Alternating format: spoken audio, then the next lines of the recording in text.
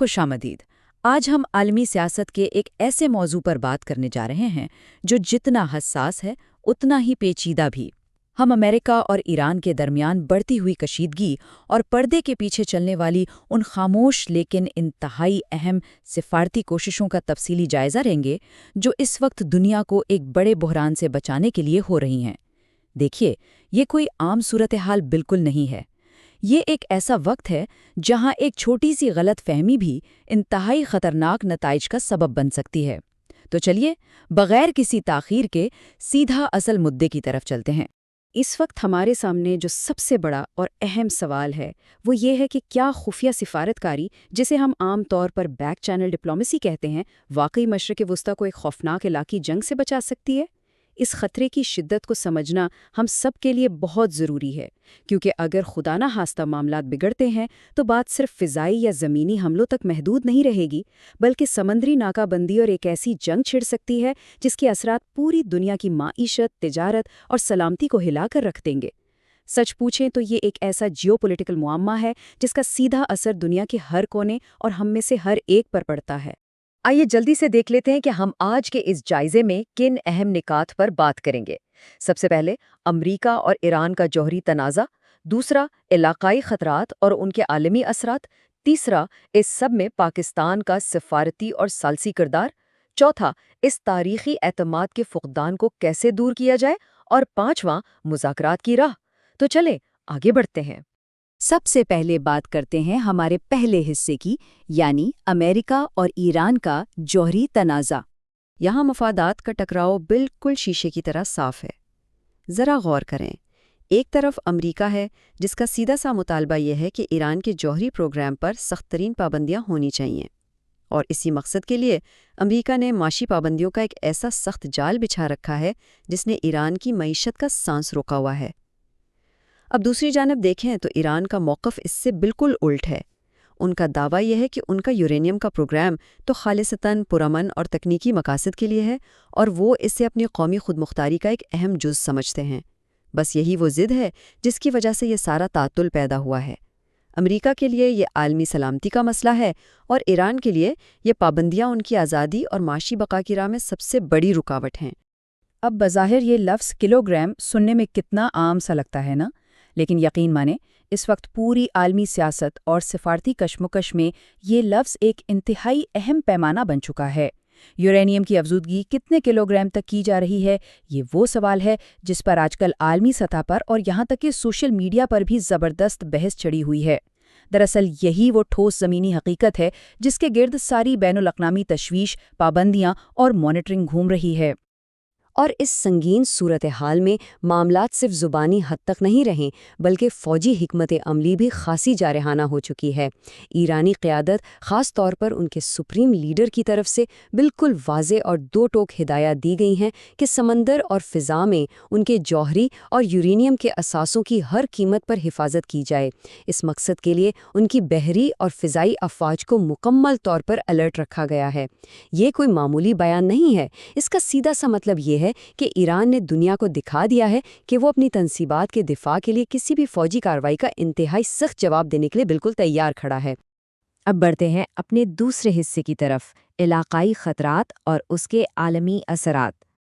اگر ہم تھوڑا پیچھے ہٹ کر پوری تصویر کو دیکھیں تو عالمی سیاست کا یہ جال بہت ہی الجھا ہوا نظر آتا ہے۔ یورپ اور نیٹو ممالک کو ہی لے لیں، جو پہلے ہی یوکرین کی جنگ کی وجہ سے شدید دباؤ میں ہیں، وہ اس وقت ایران کے سخت خلاف کھڑے ہیں۔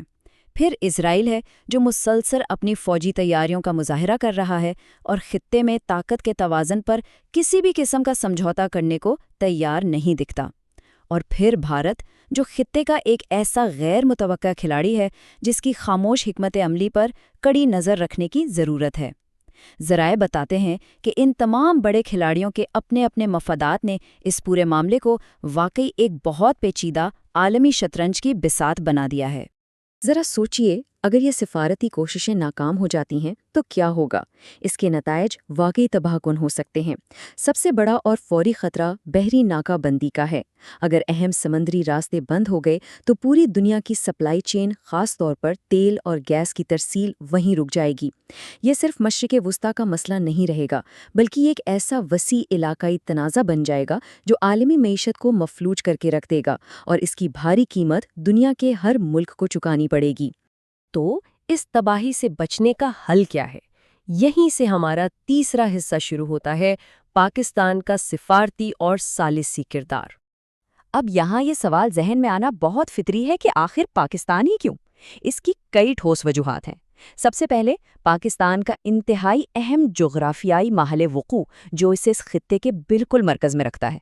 پھر اس کی مضبوط فوجی صلاحیت، حکومت کی سنجیدگی اور ایک بہت وسیع عالمی سفارتی رسائی۔ لیکن جو چیز پاکستان کو اس کردار کے لیے سب سے بہترین اور منفرد بناتی ہے وہ یہ ہے کہ اس کے واشنگٹن اور تہران دونوں کے ساتھ مسلسل اور مستحکم تعلقات موجود ہیں۔ یہی وجہ ہے کہ جب بھی براہ راست بات چیت کے دروازے بند نظر آتے ہیں تو دنیا تسلیم کرتی ہے کہ پاکستان ایک انتہائی قابل اعتماد ثالث بن کر سامنے آ سکتا ہے۔ اب آپ سوچ رہے ہوں گے کہ پاکستان کا اس سب میں کیا مفاد ہے؟ ان کا بنیادی محرک بالکل واضح اور ایک ہی ہے، اور وہ ہے خطے میں علاقائی امن کو برقرار رکھنا اور تباہی کو ہر صورت میں روکنا۔ ایک قریبی پڑوسی ہونے کی وجہ سے پاکستان کو اس بات کا بخوبی اندازہ ہے کہ اگر اس خطے میں جنگ چھڑتی ہے تو اس کے شعلے صرف سرحدوں تک محدود نہیں رہیں گے، وہ پورے خطے کو اپنی لپیٹ میں لے لیں گے، جس سے ناقابل تلافی انسانی اور معاشی نقصان ہوگا۔ آگے بڑھتے ہیں اپنے چوتھے حصے کی جانب، جو کہ ہے اعتماد کے فقدان کو دور کرنا۔ اس پوری صورتحال کا سب سے حیران کن پہلو یہ ہے کہ امریکہ اور ایران کے درمیان پچھلے 40 سال سے، جی ہاں 4 دہائیوں سے زیادہ عرصے سے کوئی براہ راست رابطہ نہیں ہوا۔ اب آپ خود تصور کریں، اتنے لمبے عرصے کی خاموشی اور عدم اعتماد کا مطلب یہ ہے کہ کوئی بھی روایتی سفارتی طریقہ یہاں کام نہیں کر سکتا۔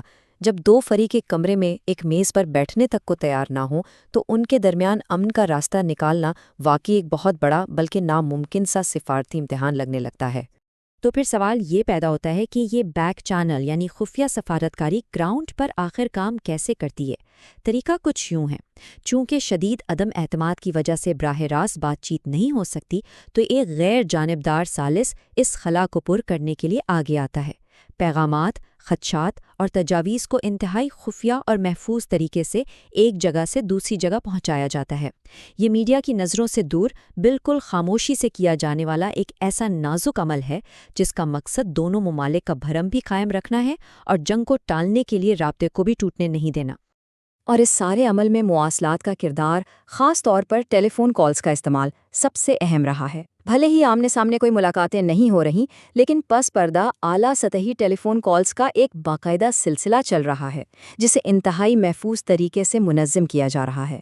سچ تو یہ ہے کہ یہی وہ خفیہ رابطے اور ڈائیلاگ ہیں جو اس وقت امن کے عمل کی نبض کو چلنے دے رہے ہیں اور حالات کو مکمل طور پر بے قابو ہونے سے بچائے ہوئے ہیں۔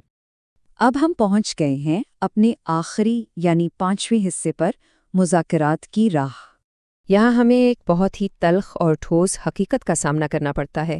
دیکھیے، ایک طرف تو جنگ ہے جس کی قیمت چاہے وہ جانی ہو یا معاشی اتنی زیادہ ہے کہ اسے برداشت کرنا کسی کے بس کی بات نہیں، اور دوسری طرف اگر مذاکرات کی میز پر آنا ہے تو اس کا سیدھا سا مطلب یہ ہے کہ دونوں فریقوں کو اپنی ضد چھوڑ کر بہت بڑی رعایتیں دینی ہوں گی۔ دراصل سفارتکاری کا کمال اور مقصد ہی یہ ہے کہ وہ دونوں ملکوں کو اس بات پر قائل کرے کہ مذاکرات کی میز پر تھوڑا سا جھک جانا جنگ کے میدان میں ہونے والی مکمل تباہی سے 1000 درجے بہتر ہے۔ ہم آج کے اس جائزے کا اختتام اس طاقتور اور سوچنے پر مجبور کر دینے والے خیال کے ساتھ کریں گے کہ علاقائی جنگ کی تباہ کن قیمت کا واحد متبادل صرف اور صرف مسلسل بات چیت ہے۔ جب ہم جنگ کی اس ممکنہ تباہی کے بارے میں سوچتے ہیں تو یہ بات بالکل صاف ہو جاتی ہے کہ بچاؤ کا واحد راستہ یہی انتھک سفارتی کوششیں ہیں۔ لیکن جاتے جاتے سوچنے کی بات یہ ہے کہ کیا پس پردہ ہونے والی یہ خاموشی اور ثالثی 40 سال پرانے عدم اعتماد کی اس اونچی دیوار کو گرا کر واقعی دنیا کو ایک بڑے بحران سے بچا پائے گی؟ اس کا حتمی جواب تو آنے والا وقت ہی دے گا۔ آج کی اس جائزے میں ہمارے ساتھ جڑے رہنے کا بہت شکریہ۔